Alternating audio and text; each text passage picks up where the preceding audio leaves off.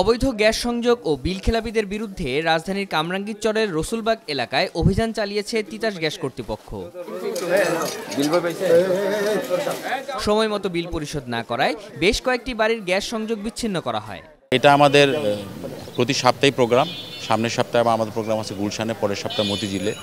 তা আমার আজকেও আপনাদের সাথে সবগুলো টিম বিভিন্ন জায়গায় কাজ করতেছে। আমি একটা টিম নিয়ে আপনাদের সাথে এখানে অনেক সংযোগ বিচ্ছিন্ন করলাম।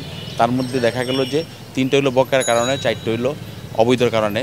আর একটা বাসায় দেখলাম যে যেখানে প্রায় 32টা চুলা বা 28টা চুলা বললাম আর কি, 28টা চুলা তারা দিনের বেলায় গ্যাস জ্বালায় না, রাতের বেলায় গ্যাস জ্বালায়। আমরা ওটা সিল করে দিয়ে গেলাম যেন আর গ্যাস জ্বালাইতে না পারে আর কি।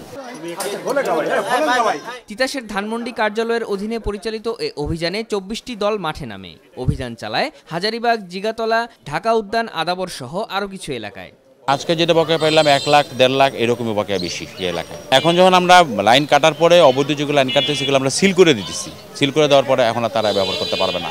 আর যদি সিল ভাঙে তাহলে এটা আবার আইনগত একটা ব্যবস্থা হবে। এখন এটা কমতেছে। তিতাসের এই অভিযানে মোট 105টি সংযোগ বিচ্ছিন্ন করা হয়। এর মধ্যে বিল খেলাপির অভিযোগে 89টি এবং অবৈধ সংযোগের কারণে 16টি।